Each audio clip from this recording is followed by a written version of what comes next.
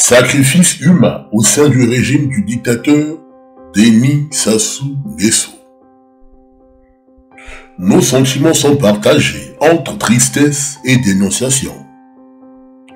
L'ombre des ténèbres rôde au sein du régime du dictateur Denis Sassou Nguesso. La mort, le pacte de sang continue de faire des victimes au sein des ministres de l'empereur Doyo. Les sacrifices humains sont devenus légion. Pourquoi donc les ministres du régime criminel congolais sont dans la tourmente? Certains perdent leurs épouses et d'autres leurs enfants dans des conditions troubles et troublantes.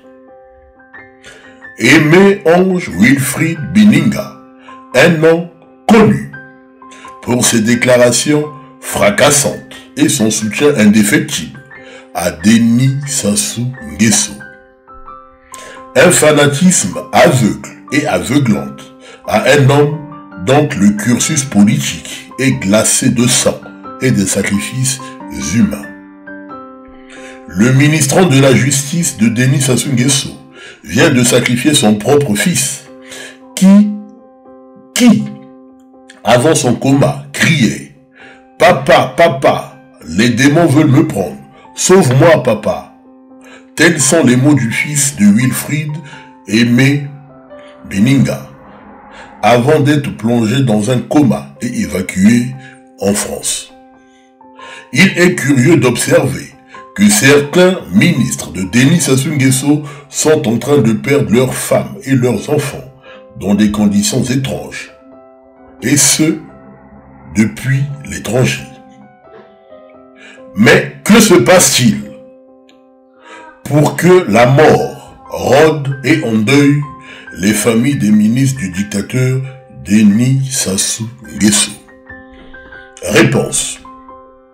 Le pacte, le sacrifice humain à des entités lugubres et ténébreux pour conserver un poste ministériel. Le sang humain pour avoir l'illusion d'un pouvoir à vie. Wilfried Aimé Bininga, pour sauver son fauteuil ministériel, vient de sacrifier son propre fils, ce qui est indigne. Peut-on servir Denis Sassou Nguesso et être un blanc saint? J'en doute très fort. Selon des sources d'informations sûres et dignes de confiance, le prochain sur la liste n'est autre que Collinet Makosso.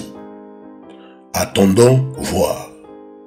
Wilfried Aimé Bininga, les cris, les larmes et les regrets. Et que sert-il à un homme de posséder le monde s'il perd son âme? À méditer.